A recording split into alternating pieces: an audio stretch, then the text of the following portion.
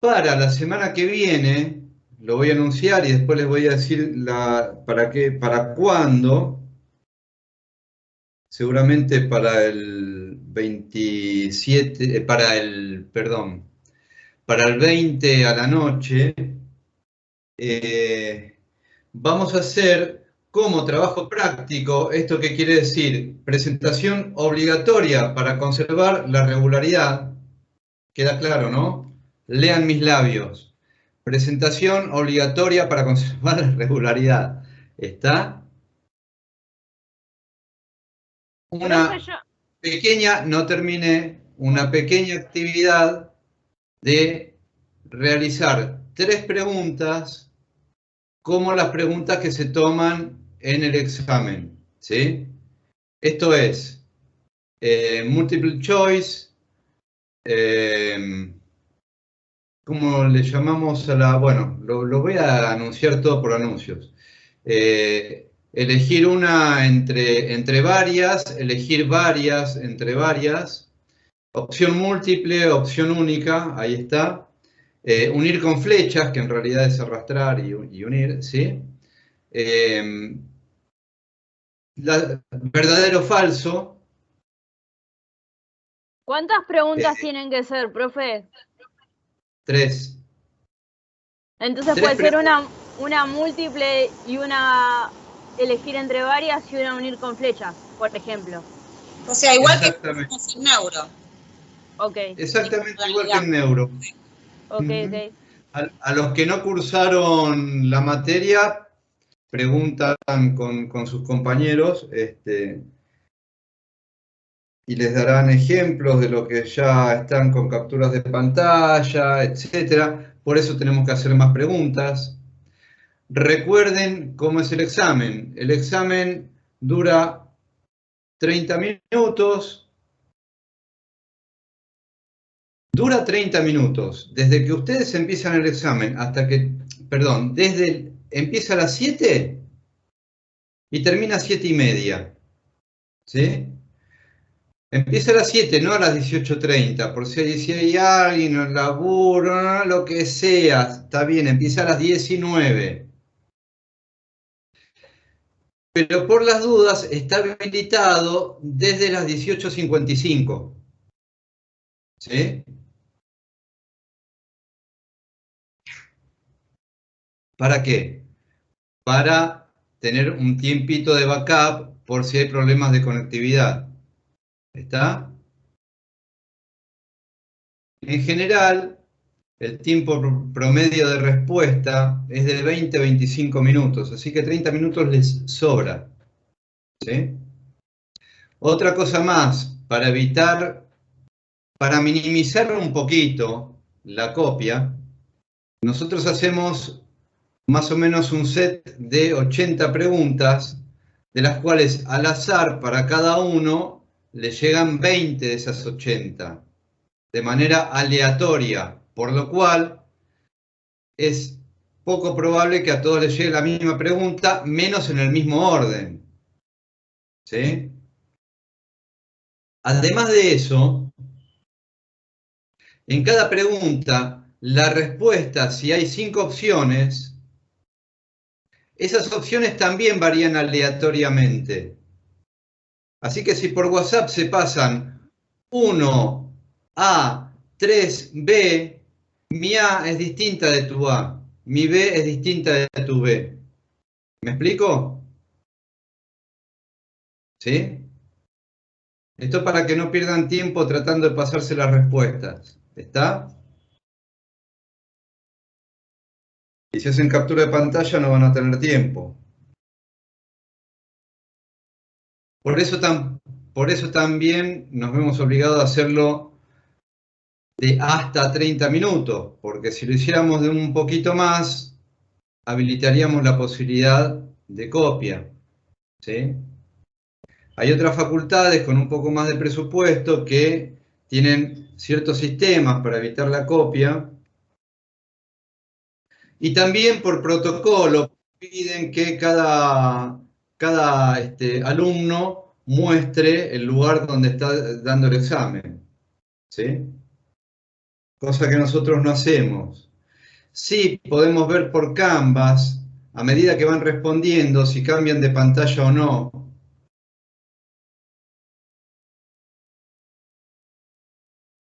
Hay aplicaciones donde queda la pantalla del examen fija, no pueden cambiar de pantalla. Pueden ver el libro al lado, sí, pero no pueden cambiar de pantalla. ¿Sí? En Canvas no se fija la pantalla, pero sí te avisa si pasaste por distintas pantallas. Pero bueno, nada, sépanlo, qué sé yo. Igual, profesor, los alumnos de Kennedy no son como las otras universidades, somos todos éticos y honestos. Yo no hago juicio de valor respecto de honestidad ni moralidad. Digo que algunos pueden ser prácticos y querer y estar esperando que otros le pasen una respuesta, y otros pueden sentirse muy buenos compañeros y estar tentados a compartir sus conocimientos en la forma de respuesta al examen. Es una posibilidad. Es una posibilidad, sí. ¿No? Es una posibilidad. Bueno, entonces, les confirmo después del recreo la fecha. Bueno. Va a estar por anuncios la tarea bien específica como se requiere, pero es como le hicimos la otra vez. ¿Saben qué? La idea de esa tarea, ¿cuál es? Que se familiaricen con la modalidad del examen, y además realizar las preguntas implica una mínima lectura, por lo tanto ya están empezando a estudiar. Y también estudiando de una manera de acuerdo a la estructura del examen, cosa que me parece lógico también que hagan, ¿sí? Más allá de lo que es el conocimiento, cómo cada uno pretenda aprender la materia. ¿Está claro? ¿Alguna duda? Ok. Bueno, vamos entonces a donde habíamos dejado la otra vez. Mi idea hoy es terminar con ciencia, que nos quedan algunas cosas para ver algunas cosas que me interesaba ver del yo, construcción del yo, un poco como para discutir el concepto. Tenemos además las patologías y tenemos coma. Y después vamos a ver afectividad. No creo que terminemos, no creo que lleguemos a motivación, que era el otro que quería ver con ustedes hoy, pero bueno. Entonces voy a compartir pantalla.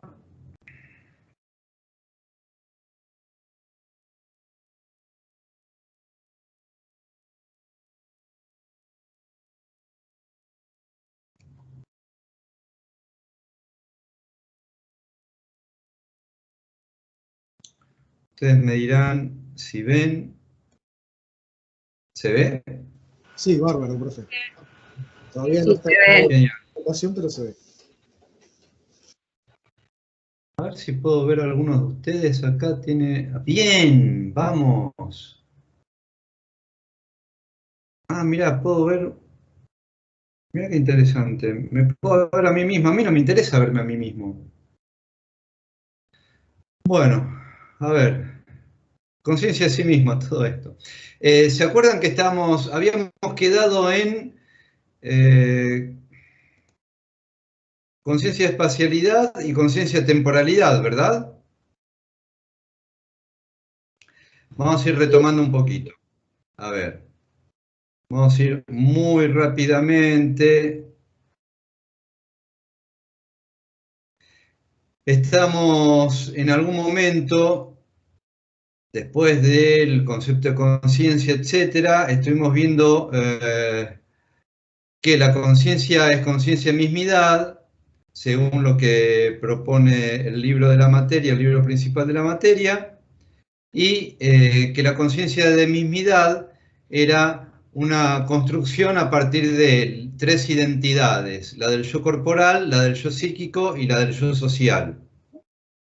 Respecto a la identidad del yo corporal, habíamos visto que tiene que ver con la sensopercepción, la organización psicomotriz a partir del yo perceptivo, el yo motor, según un poco acá la línea de razonamiento y postulados y marco teórico del psicoanálisis freudiano.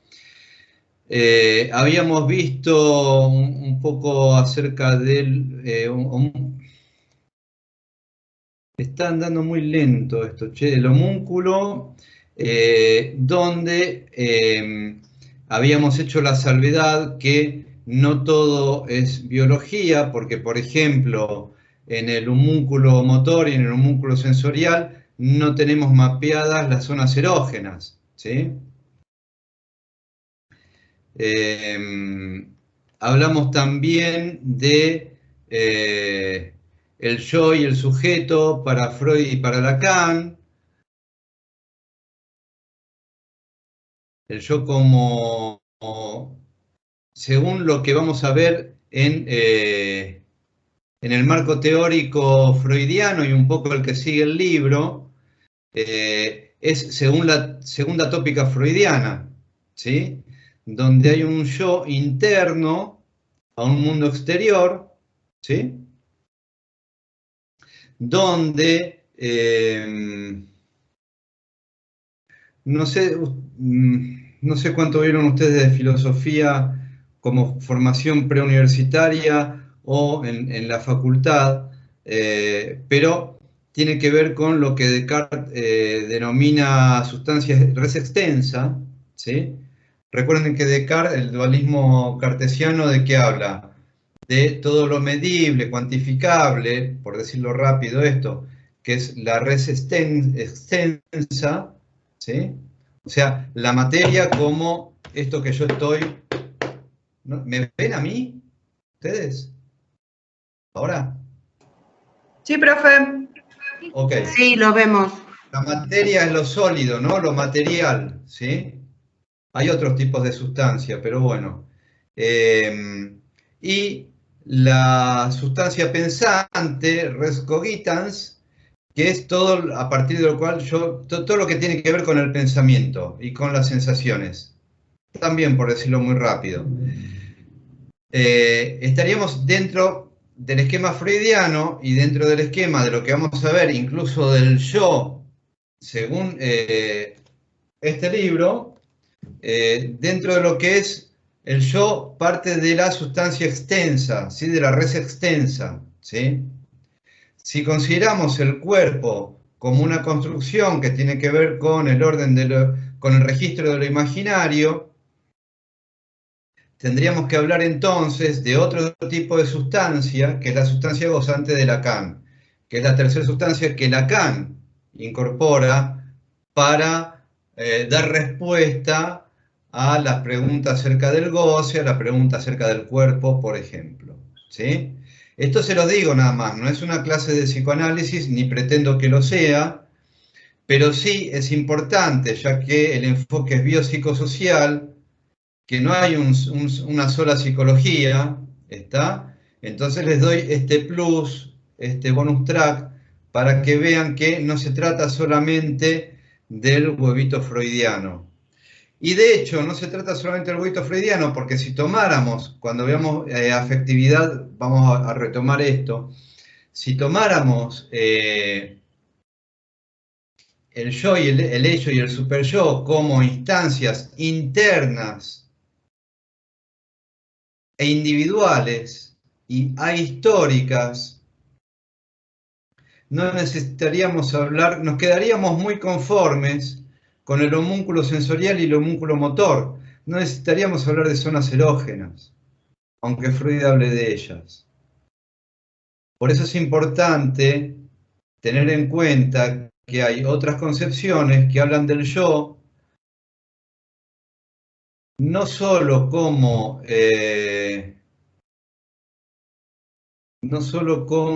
identidad del yo psíquico del yo corporal y del yo social, en el sentido en que el cuerpo no es solo la materia, ¿está? Si no estudiamos medicina, gente, ¿sí? El cuerpo es una construcción. Por eso venía a cuento. Miren esto los dice su amigo Sigmund Freud, ¿sí? Creo que es de estudios sobre la histeria. La histérica se comporta como si la anatomía no existiese, o como si no tuviese ningún conocimiento de ella. Las histéricas, está bien, disculpémoslo al señor Freud que no hablaba de la posición histérica o los histéricos, pero no importa. Las histéricas no simulan las parálisis periférico-espinales porque desconocen, ignoran las distribuciones nerviosas. No tienen idea del quiasma de los nervios ópticos, por lo tanto no producen la hemianopsia. Toma los órganos en el sentido vulgar popular del nombre que llevan. La pierna es la pierna hasta la inserción de la cadera. El brazo es la extremidad superior tal como se dibuja bajo los vestidos. No hay razón para unir parálisis del brazo, no hay razón para unir a la parálisis del brazo la parálisis del rostro. ¿Qué está diciendo acá Freud? Está diciendo que algunos fenómenos que estaban asociados a la histeria, por ejemplo la parálisis, recuerdan el caso de Ana O, por ejemplo, no tenían que ver con un conocimiento de la anatomía, y sin embargo ocurrían. ¿Sí?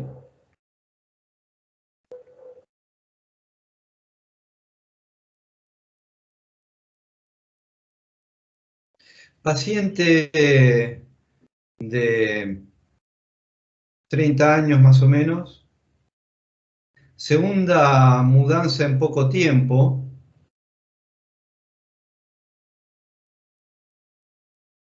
el mes previo a las 2 mudanzas tiene un retraso en su ciclo menstrual y sospecha que está embarazada. Al día siguiente de la mudanza, se indispone. ¿El cuerpo son los órganos solamente?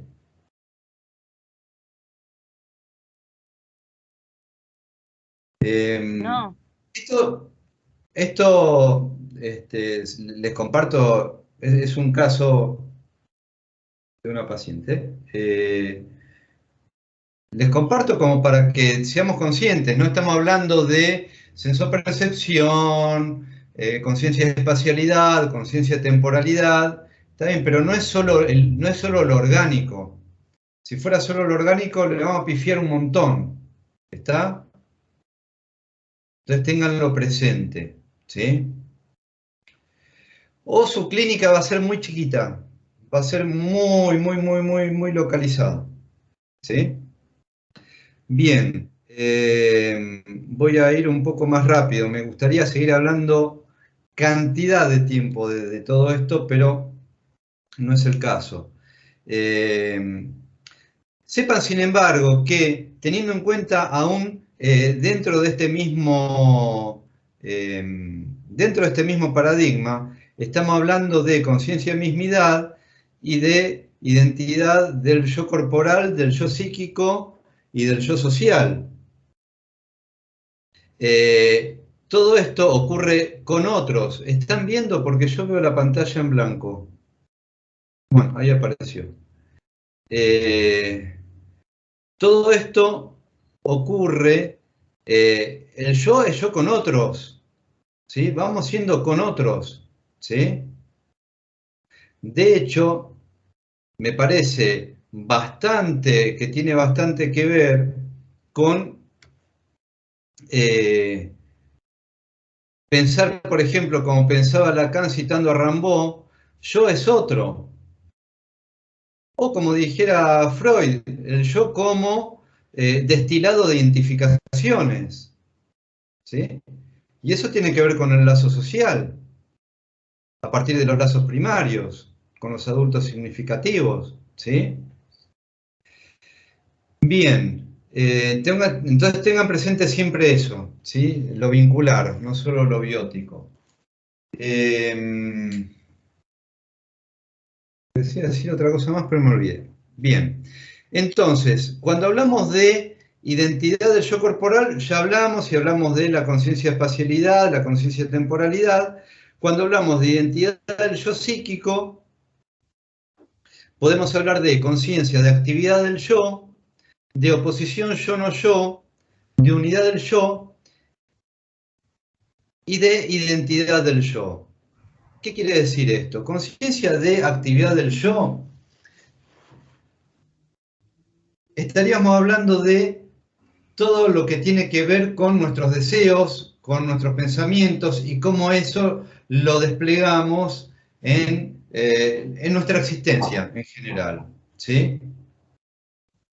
Es la conciencia de nuestros pensamientos, de nuestros deseos, etc. ¿Cuáles son las patologías asociadas a la conciencia de actividad del yo? Cuando la conciencia de actividad del yo no se despliega de la manera de la realidad consensuada, construida socialmente, los cuadros de despersonalización. La conciencia de oposición yo-no yo tiene que ver justamente con el esquema freudiano, ¿sí?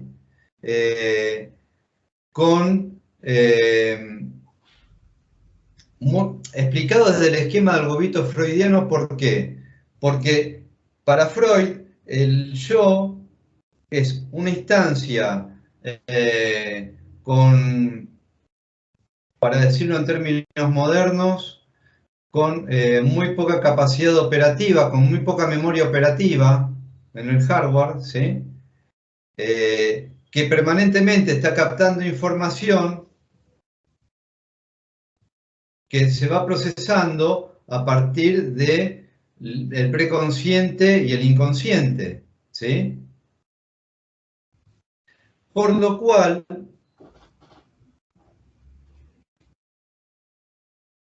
el yo actúa como va generando a partir del narcisismo como un nuevo acto psíquico, introducción del narcisismo,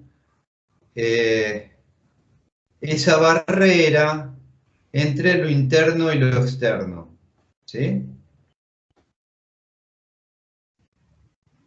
Si consideramos al inconsciente estructurado como un lenguaje, vamos a considerar otra cosa totalmente diferente. Por eso hablábamos de banda de Moebius en la clase donde vimos eso, la última que tuvieron conmigo.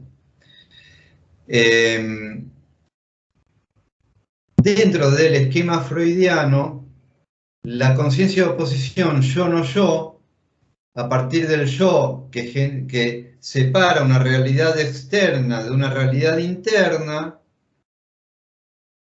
puede explicar la esquizofrenia, si bien no había un desarrollo de psicosis en Freud, puede explicarse la esquizofrenia como una vivencia de invasión.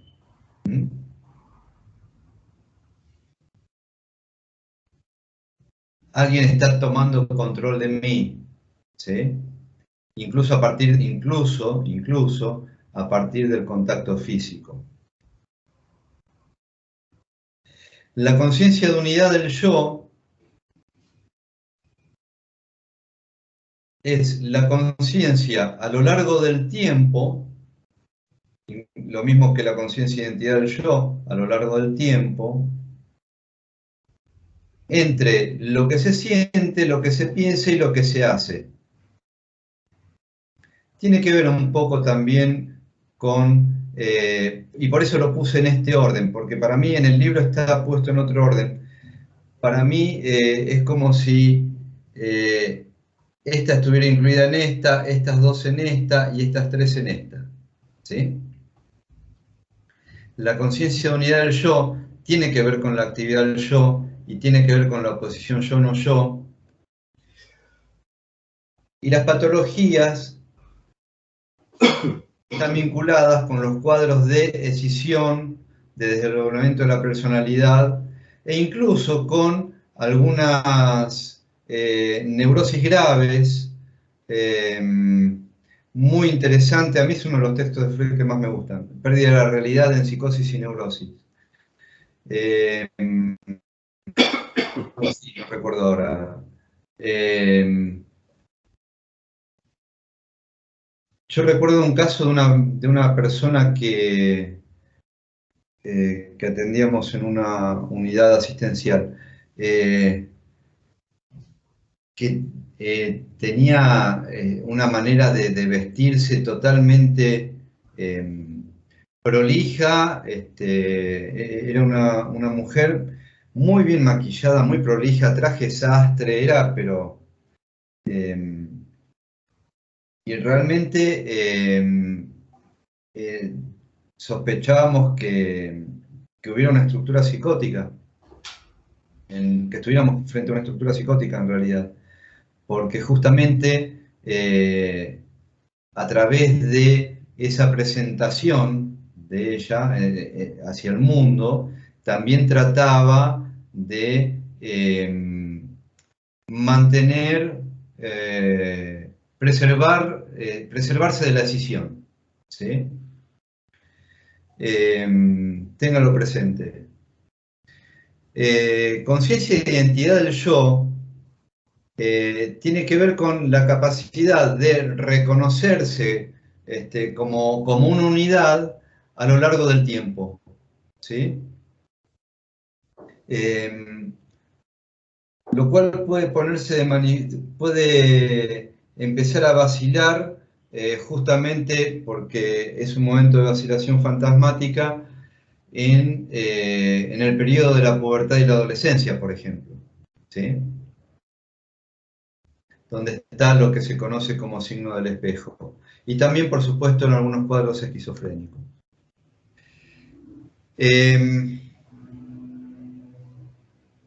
Respecto a conciencia de síntoma y conciencia de enfermedad, hablando de conciencia de mismidad, vamos a mencionar muy poco acerca de esto, pero tengamos presente que cuando hablamos de síntoma desde la psicología y desde el psicoanálisis, no estamos hablando de lo mismo que síntoma y signo desde la medicina, ¿está?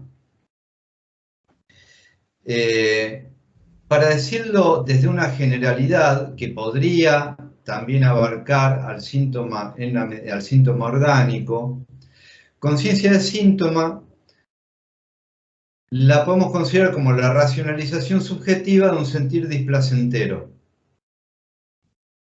referido por el mismo paciente o analizante, ¿sí? Y es propio de la desorganización neurótica. En cambio, signo, no hay conciencia de signo. Si yo estoy refiriendo algo, quiere decir que tengo conciencia de eso, y si yo lo refiero, es conciencia de síntoma. El signo, no lo puse acá, ojo, pero el signo es otra cosa. El signo es el dato. Voy a usar, había una definición de Roberto Iglesias, que era un profesor con el que di esta materia, que era una definición excelente. El signo es el dato que yo obtengo a partir de una intervención. Por lo tanto, puedo considerar intervención a tomar la temperatura con un termómetro, ¿sí? Entonces, la medición de la temperatura corporal es un signo, ¿sí? Si yo digo me siento afiebrado, es un síntoma. ¿Se entiende? Ahora, signo para el psicoanálisis es otra cosa. Signo es, veo pasar 3 autos colorados al mismo, uno detrás de otro, o en la misma cuadra hay 3 autos colorados. Eso es un mensaje que me están enviando. Quiere decir que tengo que estar preparado porque van a venir las voces. y me van a transmitir las preguntas del examen. Hay autorreferencia y eso me hace signo. Es otra cosa el signo en el psicoanálisis. ¿Se entiende? Y conciencia de enfermedad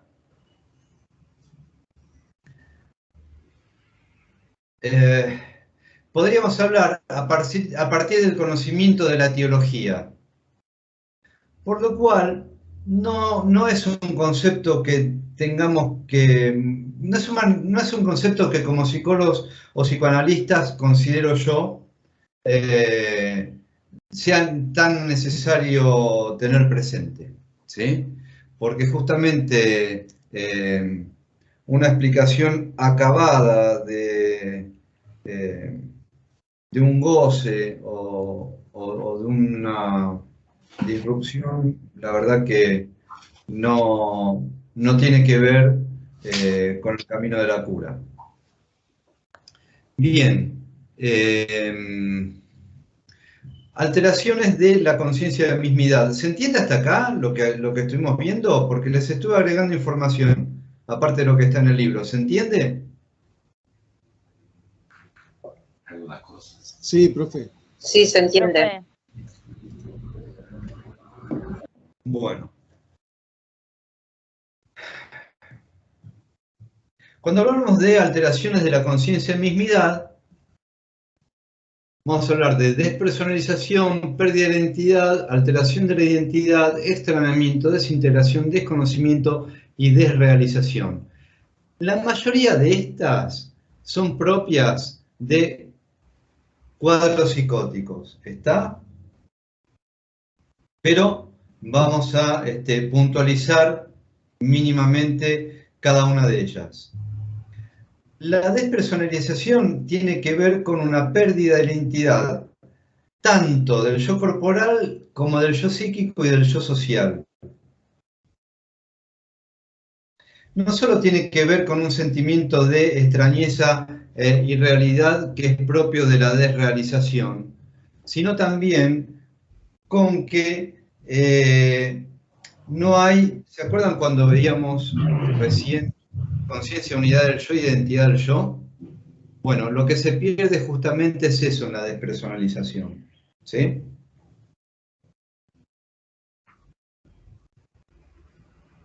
La pérdida de identidad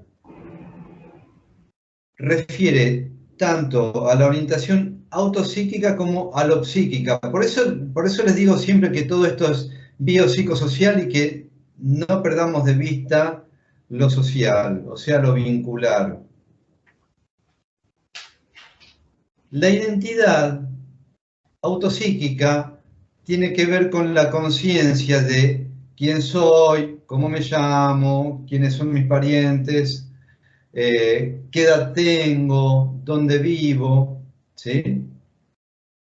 ¿Qué es lo primero que se evalúa en una guardia psiquiátrica, por ejemplo, o en una guardia hospitalaria según el caso? Y la orientación alopsíquica refiere al momento, a la ubicación temporoespacial, ¿sí? Usted sabe qué día es, usted sabe dónde está, en qué ciudad está incluso. Eso es lo que refiere a la orientación alopsíquica, ¿sí? Cuando hay momentos de pérdida de identidad, que pueden ser transitorios o no, en vivencias traumáticas, por ejemplo, en vivencias vivencias bélicas o en algún accidente, luego de un ataque epiléptico o de una manera no transitoria en la psicosis. La alteración de la identidad tiene que ver con modificaciones de la conducta que no son registradas, ¿sí? Cosa que suele ocurrir en las neurosis graves y en el duelo patológico, donde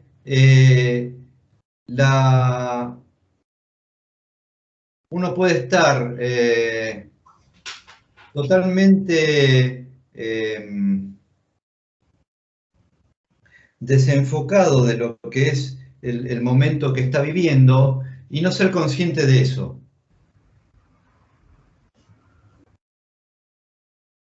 Y no ser consciente incluso del entorno, y no ser consciente incluso del propio sufrimiento. ¿Sí? Por lo cual no estaríamos hablando de que no hay conciencia de síntoma, salvo que yo pueda referirlo. ¿Sí? Otra alteración de la identidad ocurre en cuadros de psicosis cuando hay coexistencia de identidades múltiples. Y automatismos epilépticos como la ejecución de acciones sin conciencia de esa ejecución, como ocurre también los automatismos que tienen que ver con el sonambulismo, que estuvimos viendo cuando hablábamos de sueño. El extrañamiento refiere a la vivencia del cuerpo como ajeno, ya hemos hablado de esto, y es propia de las esquizofrenias. La desintegración también hemos hablado, como pérdida de la conciencia de la unidad corporal, y acá los remito, cuando puedan, a que lo integren con el estadio del espejo, porque es fundamental para entender la desintegración, ¿sí? El desconocimiento no solo ocurre en los automatismos epilépticos, ocurre también en casos de negación psicótica. Y la desrealización es el sentimiento, es la vivencia, extrañamiento respecto del entorno. Ya no es respecto del propio cuerpo, como ocurre en el extrañamiento, sino respecto del entorno. ¿Dónde estoy? ¿Sí? Que puede ocurrir, incluso nos ha ocurrido en la transición entre el despertar y la vigilia, ¿sí? Entre el sueño y la vigilia. Las alucinaciones hipnopómpicas, ¿sí? Esos son las distintas alteraciones de la conciencia de mismidad. Ahora, de una manera, a fin de medir dentro de lo que es lo normal, para hacer una división entre lo normal y lo patológico,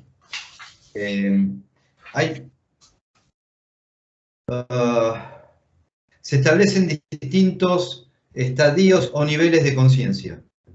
¿Sí? ¿Por qué?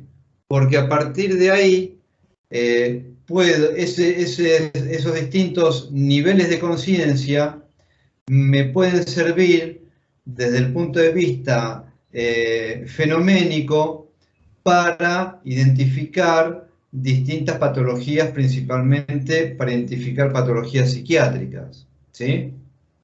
Esto tiene que ver con todo lo que es la signosintomatología psiquiátrica, pero lo tenemos que tener presente. Perdón, profe. Sí. ¿Me escucha? Porque no me andaba el micrófono. Estas serían las que va a decir ahora, las alteraciones cuantitativas del grado de conciencia. Cuantitativas. Cuantitativas, ok, gracias.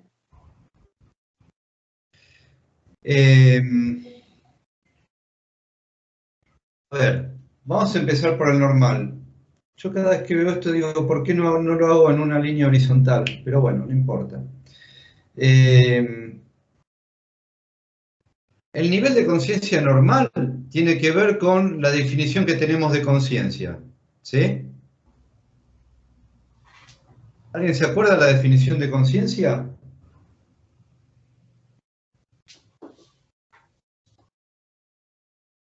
Nadie. No. Bien. Bueno, la buscan. Entonces, tiene que ver con estar... a ver, no tengo la definición exacta, pero digo que es la función cognoscitiva que tenemos para conocernos y conocer el mundo. Estar en un estado pleno con el sí En un mismo. resumen. Había mencionado la palabra pleno y el sí mismo, y de ahí se había armado todo un debate con respecto al concepto de conciencia. Exacto, por el tema de pleno. Sí. Pero bueno, es la conciencia de mismidad, con el mundo interno y el Sería, externo. sería el estar advertido de la propia situación interna respecto también de lo vincular y del mundo que me rodea, ¿sí? Cuando yo puedo estar advertido de esas realidades, puedo decir que estoy dentro de un nivel normal de conciencia. Cuando ese nivel está un poco más bajo, por ejemplo, cuando ya están aburridos en la clase, hoy por ejemplo, hacia el final de la clase va a ocurrir esto, seguramente, se trata de un nivel hipobúlico. ¿Qué quiere decir? Que hay cierta conciencia, pero el nivel de voluntad sobre la actividad consciente y sobre el grado de atención es mucho menor. En cambio, cuando estoy a punto de responder un examen o el tema que estoy viendo, ya sea en la facultad o ya sea lo que estoy charlando mientras tomo una cerveza con mis amigos, el tema que estoy tratando, que estoy viendo, me interesa muchísimo y me entusiasma, hay una actividad psíquica dinamizada, acompañada de una exaltación afectiva, por lo tanto, el nivel de conciencia es hiperlúcido. ¿Por qué? Porque estoy aprovechando mucho más mis capacidades cognitivas, puestas al servicio de la atención interna y externa respecto de esas realidades, ¿sí? Ahora, si del nivel hiperlúcido paso a un nivel donde ya no puedo tener control sobre eso,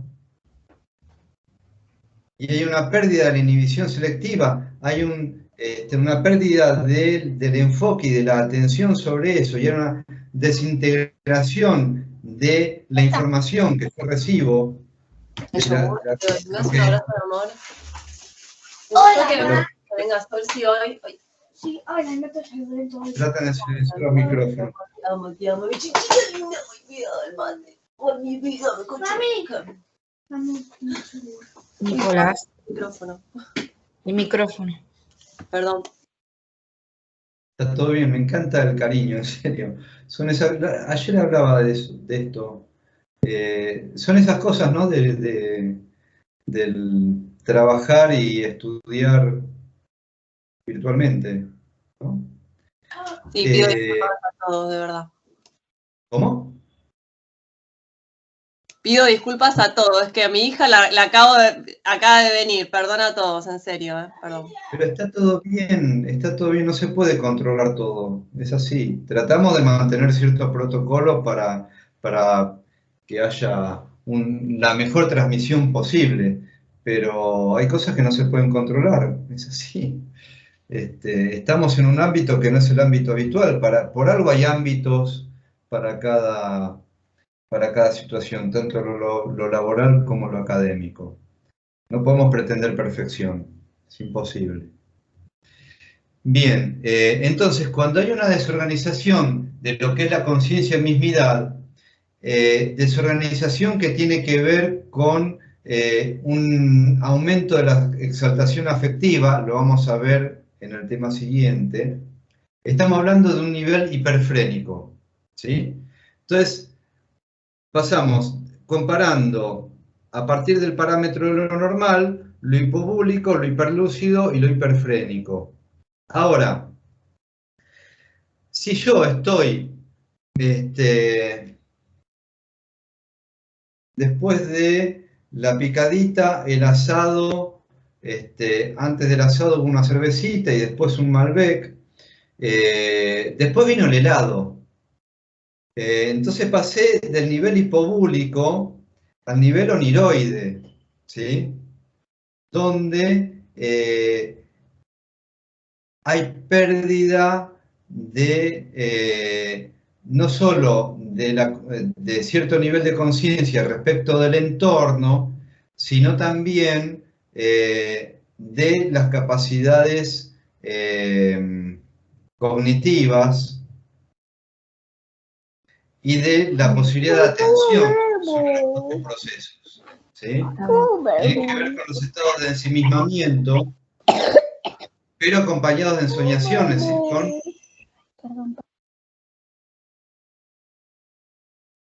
digamos, gracias. Tiene que ver con la actividad de la fantasía también, o sea, donde digamos que se relaja la función prefrontal, ¿sí? Se relaja la función ejecutiva. Y es propio también de los periodos que estamos empezando a conciliar el sueño. Lo que conocemos como estado crepuscular, estamos yendo ahora a partir de ahora a los niveles cada vez más bajos de conciencia. En el estado crepuscular, además de todo lo que tiene que ver con el estado oniroide, se va perdiendo la percepción, la sensopercepción que tiene que ver con lo exteroceptivo, ¿sí? Es propio también del periodo, ¿se acuerdan de las auras que tienen que ver con la epilepsia? ¿Sí? Bueno, es propio de esos momentos, ¿sí? De los ataques de epilepsia y también de los momentos previos al dormir.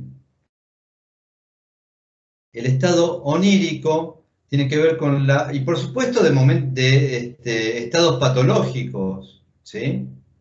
Donde esto ocurre. Se los describo desde el punto de vista de lo que es más o menos fisiológico para que entiendan descriptivamente a qué nos estamos refiriendo. Pero puede ocurrir, por ejemplo, en una epilepsia o, por ejemplo, en una intoxicación, un estado crepuscular, ¿sí? En el nivel onírico ya hablamos de una pérdida total del juicio lógico, pero también de aparición de imágenes alucinatorias y una inhibición del control voluntario motor, ¿sí? En el estado confusional, propio del sonambulismo y propio del estrés postraumático, hay una vivencia de perplejidad y de angustia con integración propioceptiva, por eso es propio del sonambulismo. O sea, puedo tener cierto nivel, aunque sea no consciente, de coordinación propioceptiva, pero una pérdida de orientación autohialopsíquica. Y en el estado comatoso hay una total pérdida de control voluntario, de atención y de capacidades cognitivas.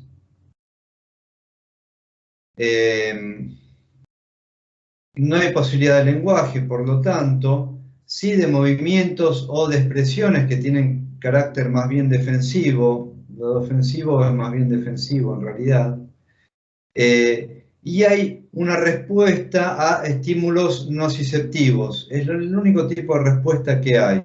Tiene que ver con el coma, ¿sí? Con el estado comatoso, que es lo que vamos a ver justamente ahora. no hay prácticamente noción de identidad del yo, y no hay conciencia exteroceptiva alguna, ¿sí? El coma se entiende como la abolición total o parcial de la conciencia, donde lo único que se conserva son las funciones vegetativas, principalmente cardiorrespiratorias, y una disminución casi total de la respuesta motora, ¿sí? No solo hay un compromiso subcortical, sino también cortical, justamente.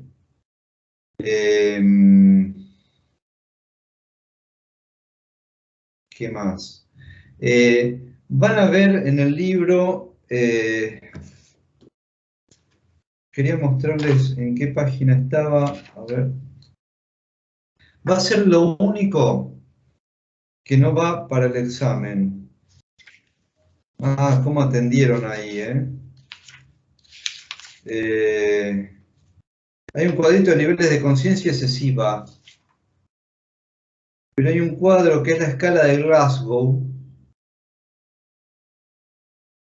que tiene que ver con el estímulo en distintas áreas corporales y la reacción en el estado de...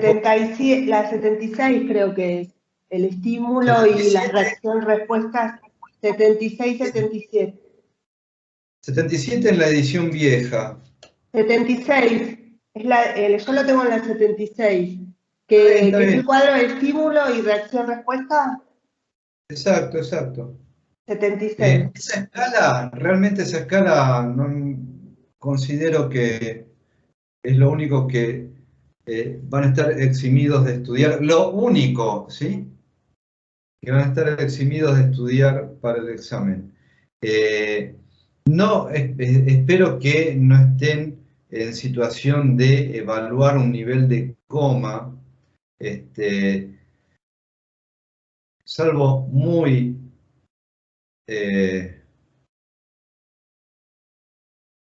de manera muy excepcional si llegaran a hacer la residencia, pero tampoco.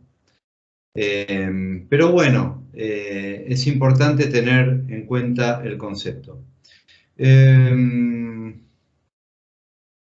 Respecto a los tipos de coma, los tipos de coma tienen que ver con la etiología, ¿sí? Estamos hablando de un coma estructural cuando la etiología tiene que ver con el compromiso orgánico, ¿sí? Orgánico en el sentido de una estructura orgánica que está comprometida, por ejemplo, debido a un ACV o debido a un tumor o debido a una infección, ¿sí?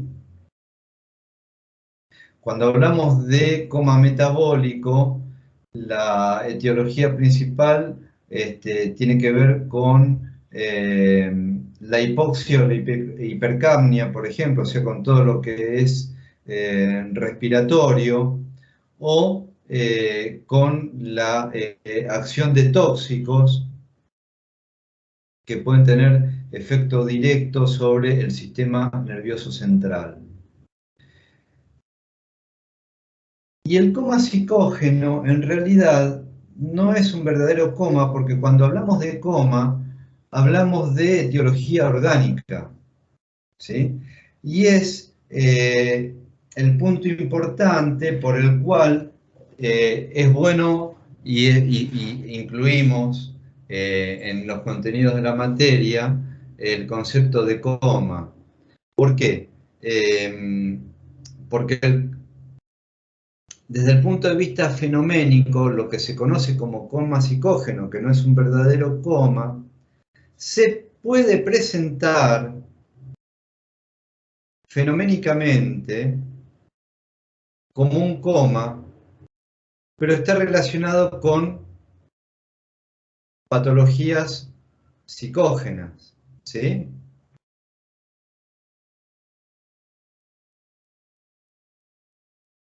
No hay reflejos patológicos, el tono muscular es normal.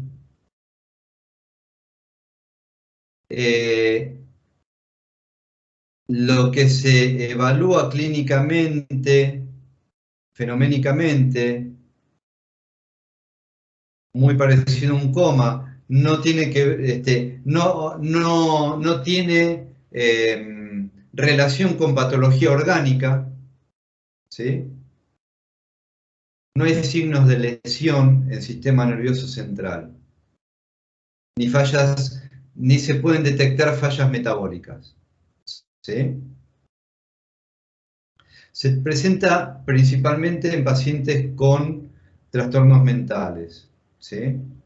Son casos muy excepcionales. Sí es importante tener en cuenta los distintos niveles de coma, pero un poco también dentro de la generalidad. Hay 4 niveles de coma, donde el primer nivel es parcial, el estado de conciencia es parcial, ya en el segundo, tercero y cuarto nivel, ya la pérdida de conciencia es prácticamente total. No creo que no vamos a dar mucho más desarrollo a esto porque vamos a pasar al próximo tema. Y está bastante descriptivo en el libro. Bueno, esto ya lo estuvimos hablando recién.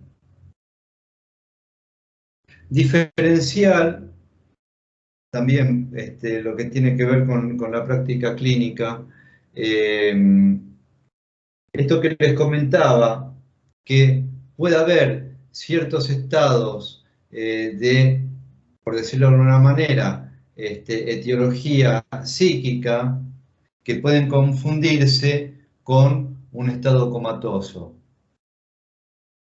Por ejemplo, en el coma histérico, donde hay una inmovilidad simulada, en general después de algún ataque histérico, pero ahí lo que se tiene en cuenta es que hay, por ejemplo, un esfuerzo por mantener los párpados cerrados, cosa que en el estado comatoso no ocurre, ¿sí? No hay esfuerzo, ¿sí? Y hay una tensión ante cierto tipo de estimulación. Hay otros signos que tienen que ver con el ataque histérico, que pueden estar antes o después de lo que se puede confundir con un estado de coma, que en realidad es parte del ataque histérico. Puede confundirse también, y hay que hacer el diagnóstico diferencial, con narcolepsia y episodios catatónicos psicóticos. Puede ocurrir en simuladores también.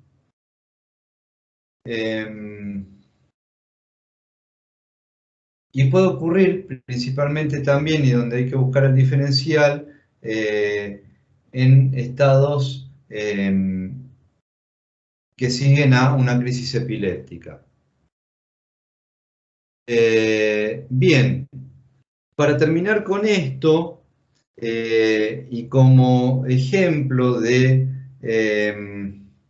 para poner en práctica lo que hemos desplegado de conciencia de mismidad, que tiene que ver con conciencia del yo psíquico, del yo corporal y del yo social, me pareció interesante,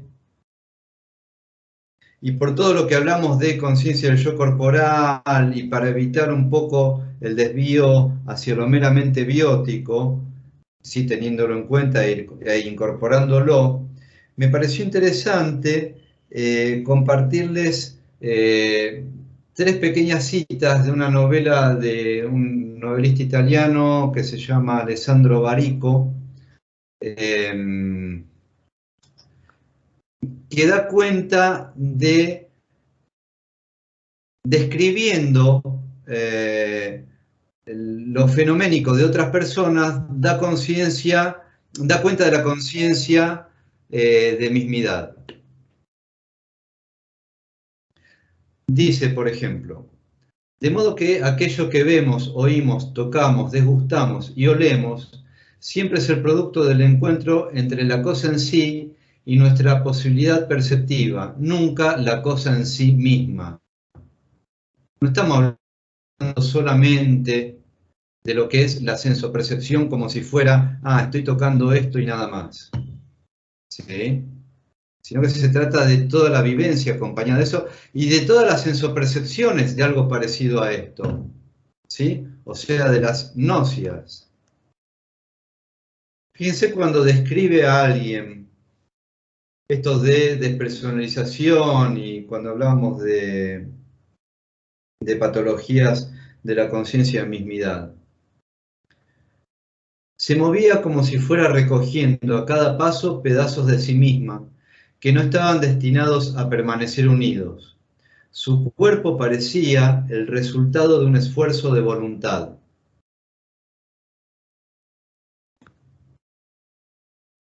Se fue dejando la puerta abierta.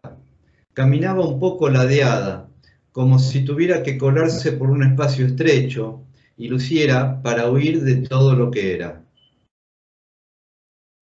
Metaforiza también, ¿no? Sí, es un genio. Les recomiendo la novela Mr. Wynne, es una novela bastante corta, es una de las últimas de Alessandro Árico, es un genio. Y creo que es parte de nuestra formación la música y la literatura, ¿sí? Y el arte en general. Bueno, espero que puedan linkear estas tres citas con algunas de las conceptualizaciones que estuvimos viendo respecto de conciencia y mismidad. Bueno, vamos a empezar pensando, es temprano como para ir al recreo ahora, ¿no? Así que vamos a empezar con el próximo tema. Voy a dejar de compartir. ¿Nos estamos viendo? Ya dejé de compartir, ¿no? Sí, profe. Bien. Sé que estábamos viendo el tema, les vino aprendizaje en el medio porque yo no pude estar y terminamos de ver el tema, por lo cual, si no tienen del todo, si no son del todo conscientes de lo que veníamos viendo antes de terminar con el tema, lo voy a entender.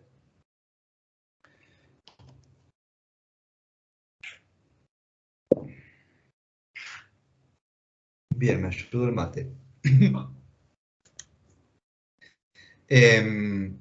Pero me gustaría saber si tienen algunas dudas de lo que vimos hasta ahora respecto de conciencia.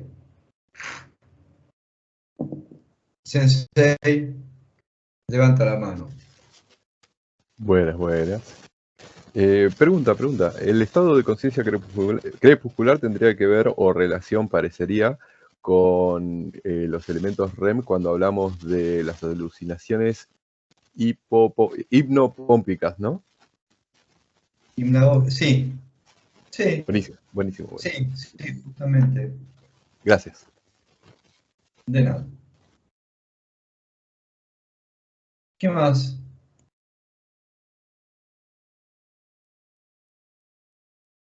No, Bueno, vamos a profe, pasar. yo me quedé exactamente con lo mismo que dijo Sensei. ¿Cómo sería un ejemplo de un nivel crepuscular? O sea, lo entiendo, pero no me imagino. Usted dice algo de alguien en la pileta, pero no me imagino, no sé, no me queda claro. No, vos mezclaste el asado con la pileta. Está bien, No, está bien. yo me quedé con el crepuscular, con la doble orientación de la conciencia, y me imaginé, no sé, porque cuando uno está medio así como que no está ni dormido ni, no sé, muy relajado, qué sé yo, pero por eso no lo entiendo. Está bien, sí, es que tiene que ver justamente, por eso, ¿lo están viendo?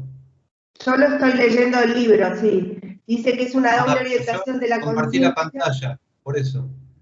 ¿No ven la No, pantalla compartida? No, la pantalla no se ve, no. Ok, a ver. Pero No, no sé, capaz que con un ejemplo no lo llego a captar. Es que justamente no tiene que ver solamente con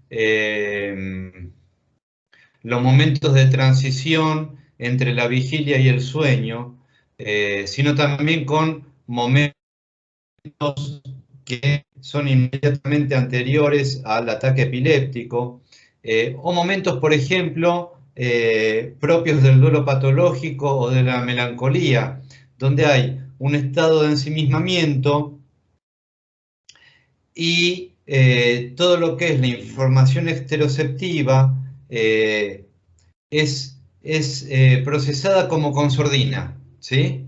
O sea, yo quizás, suponete, vos estás escuchando lo que yo te estoy diciendo, pero lo escuchás como si fuera lejano, y yo estoy al lado tuyo. ¿Como aletargado, profe? Sí, Algo ya así, tengo como un sí. ejemplo que me lo hago, ya lo entendí. A ver, sí, ¿Está? ya me lo voy a acordar, sí. Ok. En cambio, un estado confusional va acompañado de perplejidad y angustia, ¿sí? Que no ocurre en el sonambulismo, evidentemente, ¿sí? Es típico del estado de estrés postraumático, ¿sí? Porque tampoco hay un procesamiento de lo sensoperceptivo, principalmente de lo esteroceptivo,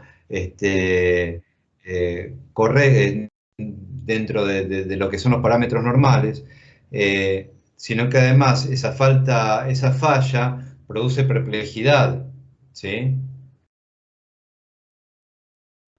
Y es un nivel de conciencia mucho menor, porque hay menor disposición de información esteroceptiva también. ¿Está? De manera vulgar, cuando fumamos una buena. Bueno.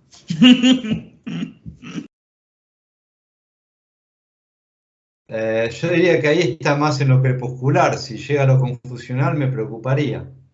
¿Sí? No, no, sí, el crepuscular. Ah, está bien, está bien. Bien. ¿Algo más?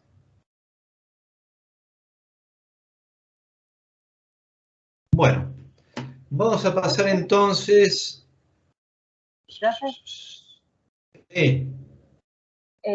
Tengo una pregunta. ¿El nivel de conciencia crepuscular puede ser el de la parálisis de sueño o es confusional?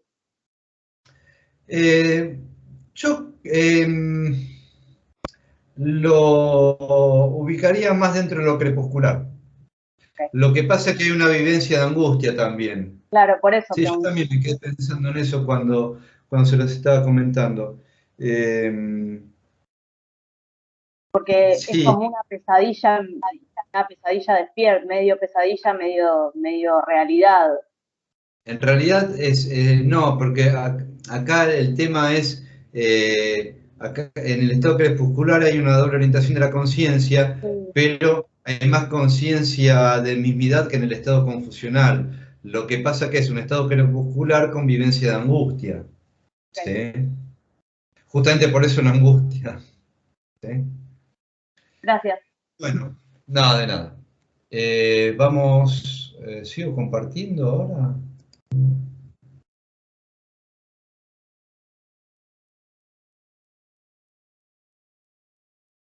Bien. Vamos ahora entonces a afectividad. ¿Están viendo? Sí, profe. Ok.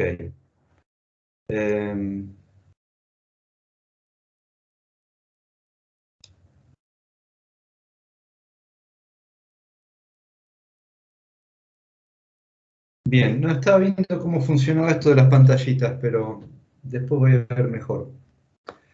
Bien, vamos a hablar de afectividad. A ver, esto es un concepto que es muy importante para nosotros, para nosotros, estudiantes o futuros profesionales o profesionales de la psicología.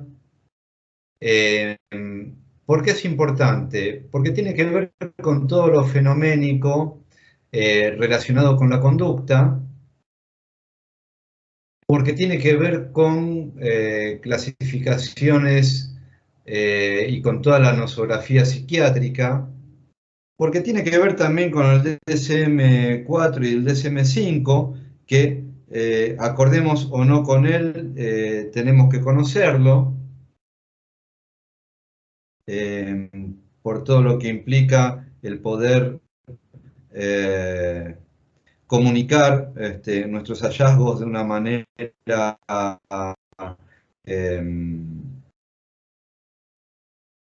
digamos, homologada, ¿sí?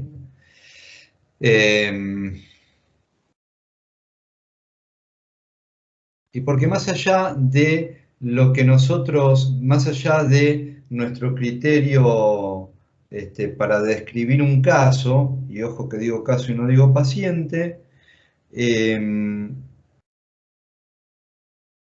no todos pueden compartir nuestro marco teórico, entonces está bueno conocer una clasificación descriptiva más o menos común, ¿sí? De todas maneras, también dentro de lo que es afectividad, implica el afecto, no solo tiene que ver con diferentes manifestaciones de la conducta, sino también, y esto tiene que ver con la polisemia, o sea, con los múltiples significados de una palabra, afecto tiene que ver con, puede tener que ver con lo sentimental, puede tener que ver con lo emotivo, puede tener que ver con lo conductual, como lo vamos a ver en la nosografía psiquiátrica, y puede tener que ver también con lo que Freud consideraba afecto, o quantum de energía ligado a una representación. Entonces es un tema sumamente importante, ¿está? Donde, a ver, que invita también a una... es una buena oportunidad para la aplicación del paradigma biopsicosocial. Y por eso me pareció pertinente compartirles esta cita de Lacan del Seminario 4, que dice, la leo, que todos la están leyendo, pero un poco para empezar a trabajarla. Sería aberrante aislar por completo nuestro campo y negarnos a ver no lo que en él es análogo, sino lo que está directamente conectado, en contacto, embragado con una realidad a la cual podemos acceder a través de otras disciplinas, otras ciencias humanas. Establecer estas conexiones me parece indispensable para situar adecuadamente nuestro dominio, incluso tan solo para orientarnos. Esto tiene que ver un poquito con lo que les decía recién. Hay fenómenos que no solo tienen que ver con la multicausalidad y con la coexistencia de lo biótico, lo psíquico y lo social, sino también que a partir de distintos conocimientos podemos lograr una descripción mucho más eficaz, si se quiere, en lo que es la transmisión de un caso. Bien, ¿qué entendemos por afectividad desde el punto de vista de lo que nos va a servir de base para la clasificación nosográfica psiquiátrica? Entendemos por afectividad el estado de ánimo penoso o agradable que se manifiesta como una descarga masiva o bien como una tonalidad general.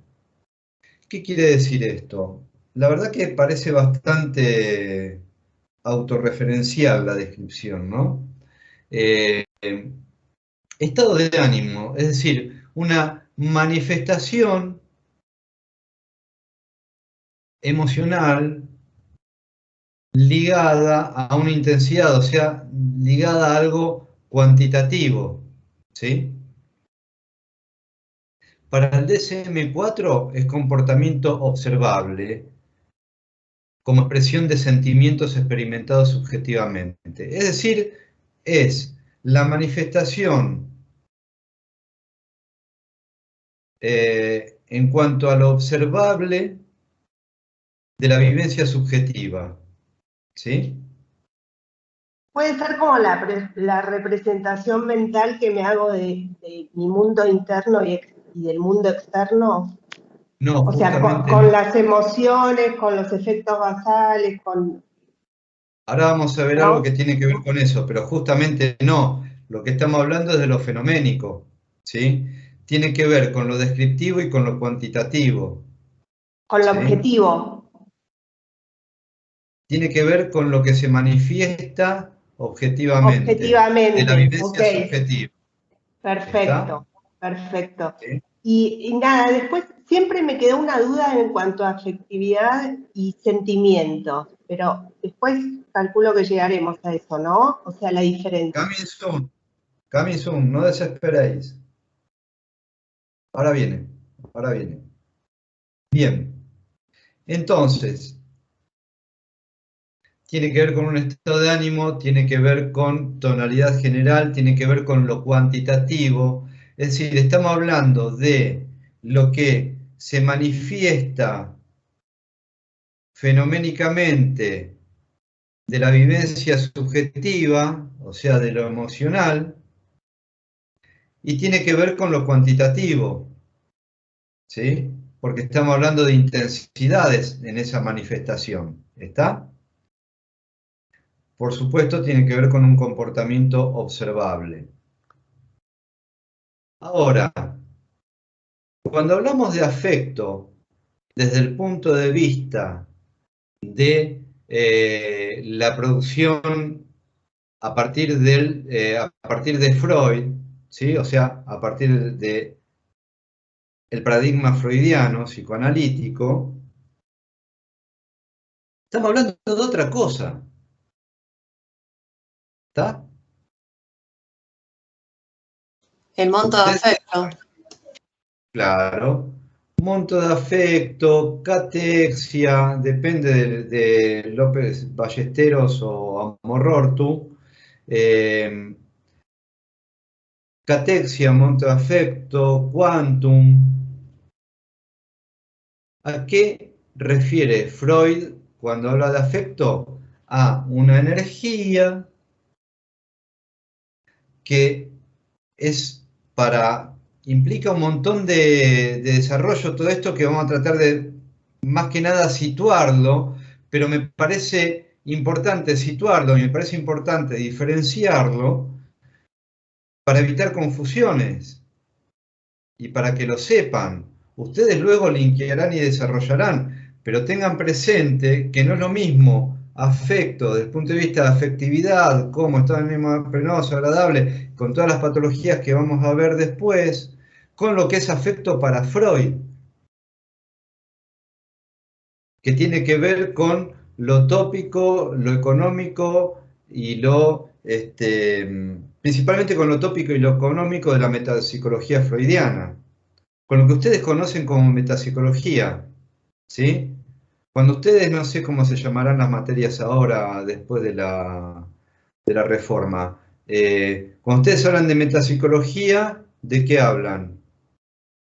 De lo conflictivo, de lo tópico y de lo económico, ¿verdad? Esto está relacionado con esos tres elementos de la metapsicología, casi digo mitología, principalmente con lo económico, porque dentro de lo económico, ¿qué viene? La intensidad de la carga, ¿sí? Pero acá, lo complejo del tema, y es para que lo tengan presente, ¿recuerdan cuando habla Freud del representante? ¿Se acuerdan cuando habla de pulsión? Representante, representativo, ¿se acuerdan? Claro, profe, lo que él dice es que el monto de afecto se separa de la representación. Exacto. En la historia de conversión. Estamos hablando que, sí, estamos hablando que el representante representativo de la pulsión no lo tiene muy definido, incluso en el mismo escrito, ¿sí? Esta es la unión de una representación, o sea, de lo ideativo, con un monto de afecto, o sea, una energía. Ese monto de afecto, ¿de dónde viene? De lo pulsional. ¿Y lo pulsional de dónde viene? El esfuerzo de trabajo que lo orgánico impone a lo psíquico. ¿Sí? Por lo tanto, estamos hablando de lo ideativo, la representación, ¿sí? Y la energía que viene, por eso recuerden el huevito freudiano, que viene en primera instancia de lo biótico, como un esfuerzo de trabajo que lo somático impone a lo psíquico. ¿Sí? Cuando hay una separación entre ese quantum de energía de la representación, a donde la representación vuelve a lo inconsciente,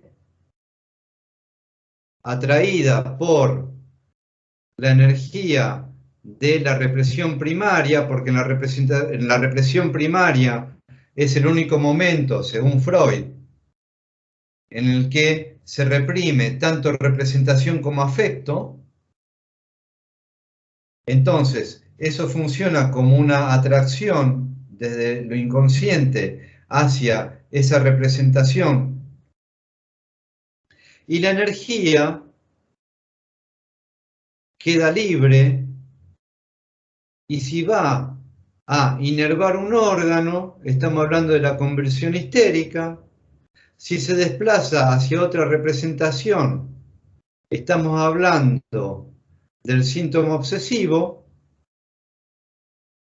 Y si se transforma en el sentido en que va a proyectarse en un objeto externo, donde, esto es más complejo, hay una percepción de ese objeto como peligroso, estamos hablando de fobia. ¿Sí?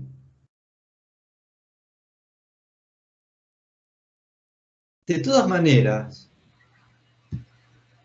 fíjense que es importante tener en cuenta que no es lo mismo afecto que instinto y que pulsión. Cuando hablamos de afecto, desde Freud estamos hablando de quantum de energía, ¿sí? Ligada a una representación. Cuando no está ligada a una representación, hay problemas. Porque esa energía va a tratar de unirse a una representación o a un órgano. ¿Está? Da para muchísimo más. ¿Se entiende hasta acá? Sí, profe, muy claro. Sí, profe. Ok. Porque en el libro está un poquito mezclado también. Por eso quiero ser lo más claro posible con esto. Sí, está bastante chino en el libro esta parte. No está chino tampoco. Pero bueno, la verdad es que yo afectividad no lo había leído, entonces ahora lo estoy, y hay una parte de la 132. Todo es chino hasta que se empieza a leer. No, pero ¿Sí? bueno, no llegué, la verdad es que afectividad no lo había leído acá, y en la 132 hay un párrafo que lo voy a tener que leer unas 10 veces, me parece. Bueno, está muy bien, suele pasar cuando uno estudia psicología. Y si estudia psicoanálisis más. Bueno, entonces, hecha esta desambiguación entre afectos de la nosografía psiquiátrica y afectos desde el psicoanálisis freudiano, vamos a pasar a emociones, sentimientos y pasiones. Una cosa que les quería comentar No lo puedo evitar, discúlpenme, pero no lo puedo evitar. Respecto de el paradigma freudiano que tiene que ver con representante representativo como representación más afecto o quantum de energía o catexia. El hecho de considerar esta concepción energética freudiana, energetista, biologista, está en la base de lo que tiene que hacer el paciente es hablar. Entonces, habla, hace catarsis y está mejor. Por lo cual, si yo estaba hablando y haciendo catarsis mientras hacía una hora de cola para votar el domingo, estuve mejor, no necesito ir al psicólogo. ¿Se trata solamente de hablar para hacer catarsis? ¿O se trata de la posibilidad de que haya un texto a partir que sea la base de una lectura y por lo tanto de una intervención entre lo que ocurre entre analista y analizante? Porque si todo es librarse de la energía, de las malas ondas o de la emoción, ya está, no hace falta un psicólogo. Con un amigo ya está, con mi tía Marta. ¿Sí? Hay que atravesar el fantasma. Bueno, por ejemplo, para algunos, ¿sí? Pero para eso hace falta una dirección, ¿sí? No se trata... Pero esta concepción energetista lleva a ese tipo de clínica. Lo que les quiero decir con esto es que depende del marco teórico que ustedes elijan, va a ser la clínica que practiquen. Por lo tanto, antes que nada, es bueno que sepan que hay muchos marcos teóricos, hay más de uno. Por lo tanto, hay más de una clínica. Ustedes después elegirán la que es más eficaz, la que les gusta más, lo que sea, ¿sí? Para tener presente también esta concepción de representante representativo como representación más afecto, tiene que ver con la concepción, con la construcción del paradigma freudiano a partir de la física newtoniana, totalmente desfasado del momento científico freudiano que tenía que ver con la teoría de la relatividad, que tenía que ver con la física cuántica.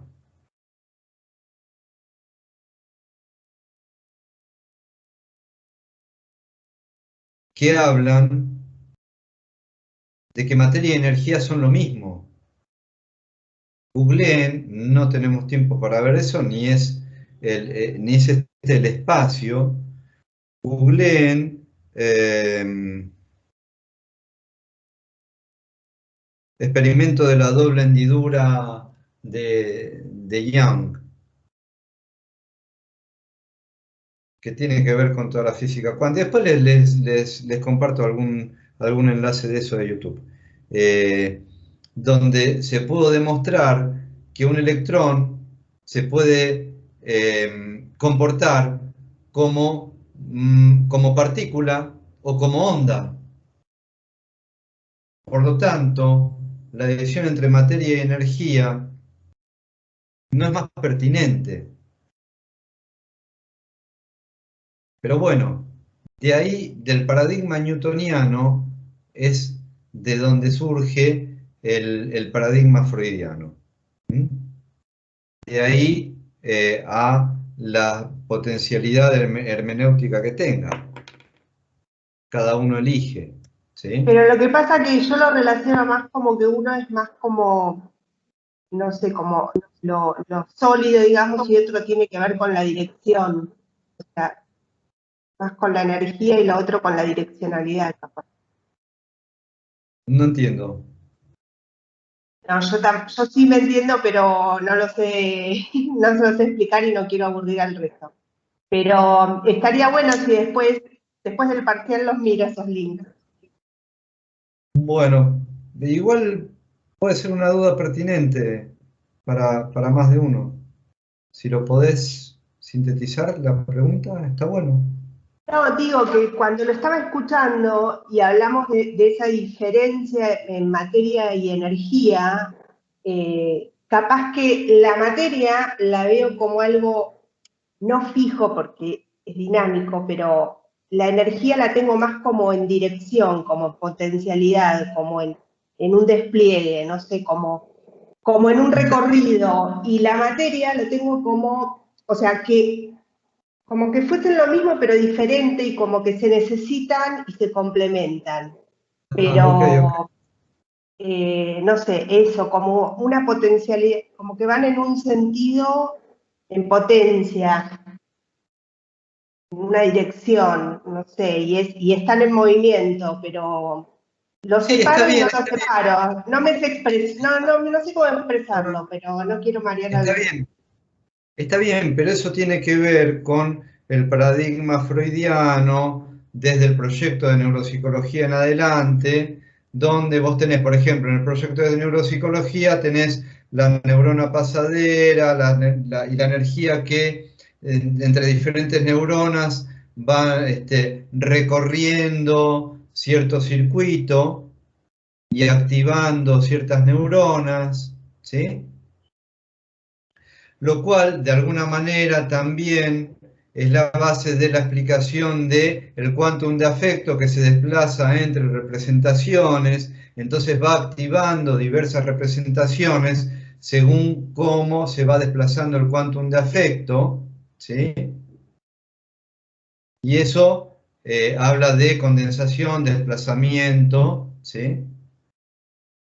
Claro, sería como que la teoría de Freud es más cuantificable a nivel científico, podríamos llegar a decir, en esa época, y ahora estamos hablando de un átomo que directamente no tiene como la forma, digamos, la nueva ciencia está hablando de un átomo que no tiene la forma que aprendimos en la primaria, digamos, menos cuantificable científicamente, depende del observador, es otra teoría totalmente nueva. Sí, no es tan nueva porque es de 1920, más o menos, en adelante, pero sí, es cierto. Lo que pasa, quizás nos enseñan más la materia desde el punto de vista de cómo la concebía Aristóteles, por ejemplo, ¿sí? O cómo la concebía Newton. Es otra concepción de energía también, ¿está? La energía es una constante a partir de Einstein, a partir de... Lo que pasa es que los fenómenos de la física newtoniana son aplicables y son verificables en nuestras dimensiones, en las dimensiones humanas. Pero para lo que es subatómico o atómico o subatómico, o por lo que es galáctico o intergaláctico, las reglas son las de la física cuántica y las de la relatividad, por lo menos por ahora. Donde a partir de un Big Bang existe el tiempo y el espacio y antes no. Donde la fuerza de gravedad tiene que ver con la curvatura del tiempo y el espacio. Por lo tanto, no hay un espacio, no hay un tiempo lineal. ¿Sí? Y fíjense a todo esto, la otra vez escuché un ejemplo muy claro. Creo que era de un seminario de Lacan, acerca de lo que es la concepción del tiempo lineal, de una manera newtoniana, si se quiere, a una concepción del tiempo no lineal.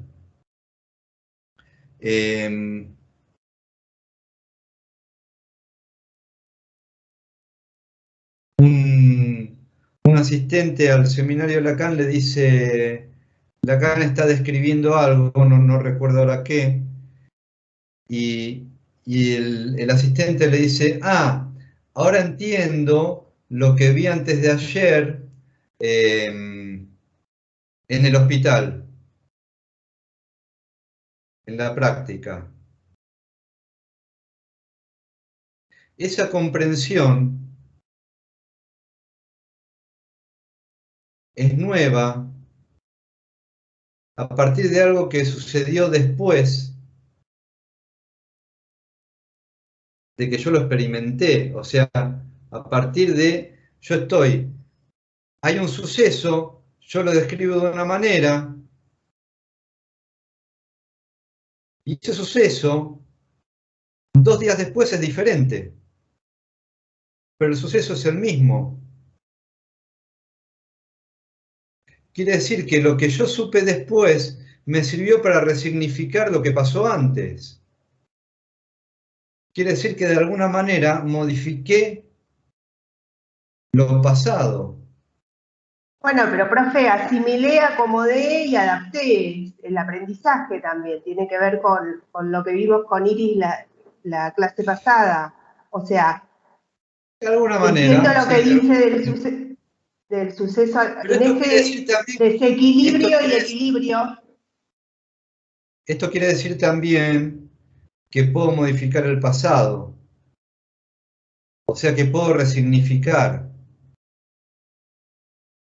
Si yo tengo una concepción lineal del tiempo, eso no podría ocurrir. ¿Sí? De hecho, esa es la base de la rectificación subjetiva, los que hablan de atravesar el fantasma. ¿Sí? Bueno, ya está. Entonces, ¿cuándo vamos a cambiar el ángulo de información? Antes del recreo, cuando volvemos a afectividad desde el punto de vista de la nosografía psiquiátrica. Pasamos este recreíto freudiano psicoanalítico, volvemos a la nosografía psiquiátrica y nos vamos al recreo. Cuando hablamos de afectividad, hablamos desde el punto de vista descriptivo fenoménico, ya no de quantum de afecto, etc. Cuando hablamos de afectividad desde el punto de vista descriptivo fenoménico, hablamos de emociones, sentimientos, teniendo en cuenta afectividad como estado de ánimo que se manifiesta como una descarga que tiene que ver con la expresión del comportamiento observable. Entonces, emociones, sentimientos y afectos. ¿Cómo diferenciamos emociones de sentimientos y de afectos? Las emociones están ligadas a la sensopercepción y a la conciencia y también a la repercusión somática de la vivencia psíquica. ¿Sí? Ahora lo vamos a ver en función de sentimiento y afecto. ¿Está? Dentro de las emociones tenemos las primarias y las secundarias. Las primarias, miedo y cólera, por un lado, y amor, unas de expansión, las otras de contracción, ¿sí? En todas ellas está involucrado siempre, como en todo lo que vamos a ver, el sistema límbico. Y dentro de las emociones secundarias, como disgusto, tristeza, optimismo, pena,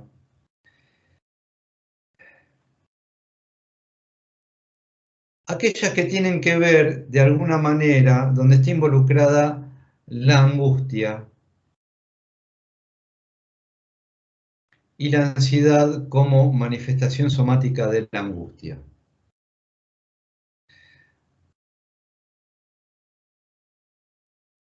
Según lo que está descrito para este tipo de paradigma. No para el mío, entre paréntesis. Bien. Los sentimientos tienen que ver con un procesamiento del estado afectivo. ¿Está? Acá hay algo de lo afectivo, pero procesado desde las capacidades psicocognitivas, ¿sí? Por eso se dice que se relacionan con el carácter, porque tiene que ver con un estado afectivo, pero donde hay un procesamiento consciente, ¿sí?, de esa vivencia afectiva. Y donde la expresión, la manifestación, no es tan observable para un tercero. ¿Está? En cambio, las pasiones tienen que ver con el sentimiento desde el punto de vista de que hay un procesamiento, y hay una vivencia, y hay una historia, pero también con la intensidad de lo emocional. Por lo tanto, evidentemente, hay una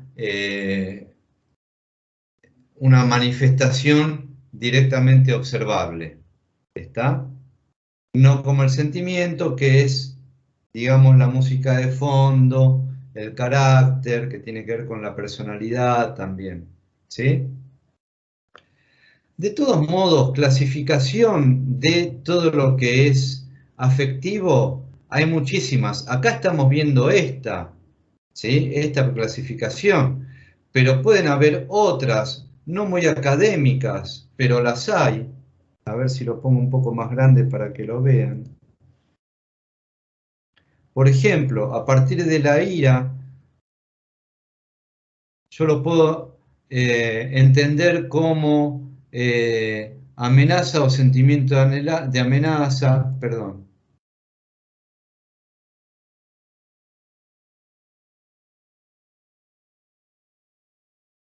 Agresividad, y si conecto ira con un subtipo que sería la manifestación agresiva, podría incluso considerar subtipos de ese subtipo como la actitud provocadora o la actitud hostil, y así con las diferentes manifestaciones de lo afectivo.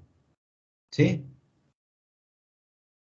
La idea, ¿cuál es? Tener una pequeña, un pequeño campo en común donde podamos compartir algo descriptivo en función de la transmisión de un caso, ¿sí?, o en función también del trabajo interdisciplinario. ¿Está? Bien, antes de seguir con la afectividad, les propongo hacer un recreo, siendo las 20:40, y hacemos la gran recreo corto, ¿les parece? Entonces, 20:50, estamos volviendo. ¿Les parece? Voy a dejar de grabar y nos vemos en 10 minutos.